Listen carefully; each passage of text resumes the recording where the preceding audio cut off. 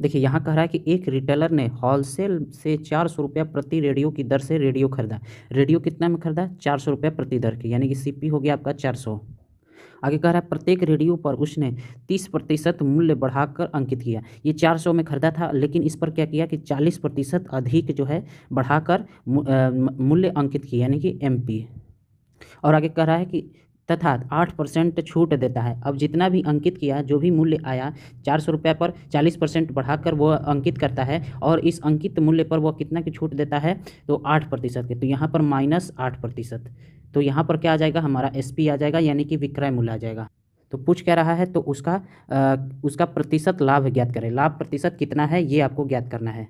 Sorry, यहाँ पर जो है 30% बढ़ाकर लिखता है, +30%। तो देखिए जब भी एक बार बढ़ा रहा है फिर घटा रहा है, मतलब दो काम लगातार हो रहा है, तो इसमें हम फार्मूला लगाते हैं। जो ट्रिक है हमारा x + y + x गुने वाई बटे 100, ये हम जो है ट्रिक लगाते हैं। तो यहाँ पर बढ़ कितना रहा है? पहले तो 30% का बढ़ोतरी कर रहा है, तो यहाँ +30 हो जाएगा, 30 हो जाएगा, और फिर घट रहा है, यानी कि y बराबर हो जाएगा -8। तो यहाँ प्लस और यहाँ -8 है, और प्लस हो जाएगा 30 गुने -8 बटे हो जाएगा 100।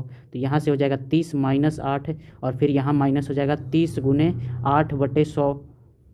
अब इसको काट देंगे तो एक जीरो से एक जीरो कट गया, तो ये हमारा कितना आ गया? 2.4 आ गया। और 30 में से 8 जाएगा तो कितना बचेगा? 22। 22 में से 2.4 घटा देंगे तो कितना आ जाएगा?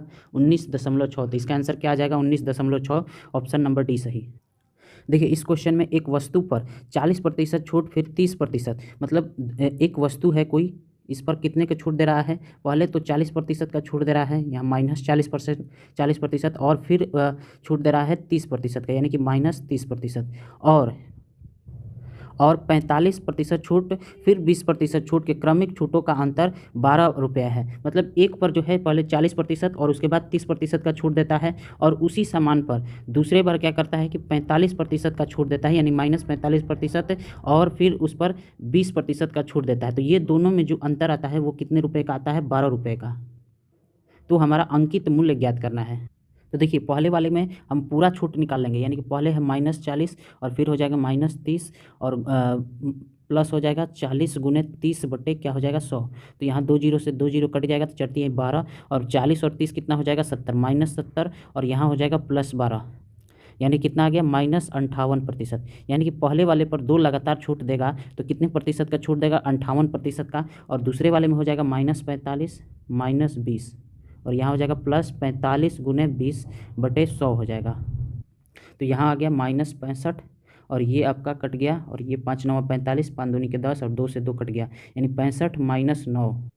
तो ये कितने का हो गया? यहाँ पर प्लस 56%, यानी कि दूसरे वाले पर पूरा छूट कितना मिला? 56%, और पहले वाले पर पूरा छूट कितना मिला? 58%। तो इन दोनों का अंतर कितना है? 2%, और यही अंतर जो है यहाँ पर रुपया में दिया गया है 12 रुपया। हमें क्या निकालना है? अंकित मूल्य, यानी कि 100%। तो 100% बराबर कितना हो जाएगा? 600 रुपया, यानी इसका अंकित मूल्य कितना है? 600 रुपया। देखिए यहाँ कह रहा है कि 20% और 15% की क्रमिक छूट देने के बाद एक वस्तु का विक्रय मूल्य कितना होता है? 360 हो तो वस्तु का अंकित मूल्य ज्ञात करें। यहाँ पर दो तरह का आपको छूट दिया जाता है, एक 20% का छूट -20%, और इसके बाद -15% का। तो दोनों छूट को एक छूट निकाल लेते हैं, तो यहाँ पर हो जाएगा -20 -15, प्लस हो जाएगा 20 गुने 15 बट्टे हो जाएगा 100, 20 25 100, और 5 से ये कट गया 3 बार में। 20 और 15 कितना होता है? 35, 35 माइनस में हो जाएगा, और यहाँ हो जाएगा 3, यानी कि 32% का छूट आपको मिलेगा। तो हमारा सीपी कितना होता है? सीपी होता है जो एमपी होता है, एमपी कितना होता है? ये हमारा होता है 100% होता है एमपी, और इस पर जो है छूट कितना मिल गया? 32% का। तो एसपी हमारा कितना हो जाएगा? तो एसपी हमारा हो जाएगा 68%, और 68% बराबर है 360, क्योंकि ये जो है विक्रय मूल्य है 360, तो 68 बराबर हो जाएगा 360। तो यहाँ से 1% बराबर कितना आ जाएगा? 45। तो हमारा एमपी कितना होता है, यानी कि लिखित मूल्य कितना होता है? 100%, यानी 100% बराबर कितना हो जाएगा? 4500 रुपया। तो इसका आंसर कितना हो जाएगा? Option number C, 4500। देखिए यहाँ कह रहा है कि एक दुकानदार कैमरे के अंकित मूल्य पर 10% की छूट देता है। यहाँ पर छूट किस पर देता है? अंकित मूल्य, जो भी एमपी है इस पर आपको छूट देता है कितना? 10% का छूट देता है। तो हमारा एसपी आता है, यानी कि विक्रय मूल्य आता है। यदि कैमरे का क्रय मूल्य 600 रुपया है, कितना है? 600 रुपया। तो यहाँ से क्रय मूल्य कितना है, यानी सीपी बराबर कितना है? 600 रुपया है। तो 20% लाभ कमाने के लिए कैमरे का अंकित मूल्य क्या होना चाहिए? तो तो उसे कितना लाभ कमाना है, लाभ कमाना है आपका 20% का लाभ कमाना है। ये 600 कितना होता है, 100% होता है, तो 20% का लाभ कमाना है। तो एसपी कितना हो जाएगा, 120%। 120% का मान कितना आ जाएगा, 100% का मान 600 रुपया, यानी कि 6 गुना है, तो 120% को 6 गुना करेंगे तो 12 छक 72, यानी कि 720 रुपया। तो यहाँ से आपका एसपी कितना आ गया, ये हमारा एसपी कितना आ गया, 720 आ गया। अब देखिए ये एसपी जो है 720 आ गया, ये कब आता है, जब हम मार्क प्राइस पर मतलब लिखित मूल्य पर 10% का छूट देते हैं तब आता है। तो मार्क प्राइस मान लेते हैं कि 100% है, ये भी मार्क प्राइस को भी हम 100% मारते हैं, सीपी को भी 100, लेकिन यहाँ पर ये केस दूसरा है। अब यहाँ पर हमारा एसपी हमारा निकल गया है, एमपी कितना है, 100% है, 10% का छूट दिए हैं तब हमारा 720 आया है, यानी कि 100% क्या है हमारा, क्या है, एमपी। तो हमारा एसपी कितना हो जाएगा, 90%, 10% का छूट देंगे तभी तो 90% आएगा, 10% का एमपी पर छूट देंगे तो 90%, और यही आपका कितने के बराबर है, 720 के बराबर है। तो 1% बराबर कितना हो जाएगा, 8 हो जाएगा। तो 100% बराबर कितना हो जाएगा, 800 रुपया, यानी कि जो कैमरे का लिखित मूल्य है वो कितना है, 800 है। देखिए अगला क्वेश्चन कह रहा है एक घड़ी का अंकित मूल्य 720 रुपया, यानी कि एमपी आपको दिया गया है कितना, 720 रुपया। एक व्यक्ति एक घड़ी 550 रुपये 80 पैसे में खरीदता है। एक व्यक्ति जो है खरीदता कितने में है, यानी कि उसको सीपी कितना पड़ता है, यानी कि दुकानदार के लिए वो क्या हो जाएगा, एसपी हो जाएगा। एसपी कितना हो जाएगा, 550.80।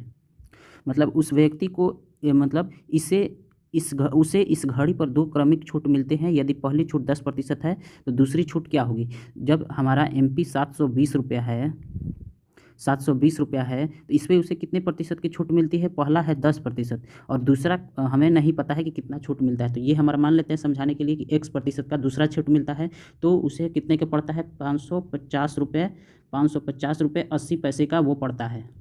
तो देखिए इसको कैसे बनाएंगे, उसका जो मूल्य था कितना था, 720 रुपये। इस पर पहली बार कितना छूट मिलता है, तो 10% का, यानी कि 90/100 हो जाएगा, 10% का छूट, यानी कि पहली बार छूट मिलने के बाद इतना उसका एसपी होता है। लेकिन इतने पर नहीं बेचता है, एक बार और छूट देता है, एक बार और छूट देता है, तो ये छूट हमें नहीं पता। तो हम मान लेते हैं 100 में से, क्योंकि 100 में से ही कुछ ना कुछ छूट देगा, तो 100 में से 100 माइनस x और बटे 100, तो हमारा कितना आता है, 550.8 आता है, इतने में बेचता है। ये पहला छूट हो गया, तो ये पहले का SP1 निकल गया, लेकिन ये फिर से छूट देता है, तो ये पूरा छूट का यहाँ पर SP2 यहाँ पर दिया गया है, तो इतना आता है। बस अब इसको कटा देना, यहाँ से 0 से 0 और ये 0 से ये 0। अब 72 से भले यहाँ से पॉइंट हटाएंगे तो नीचे 100 आएगा, ये 100 से ये 100 कट गया।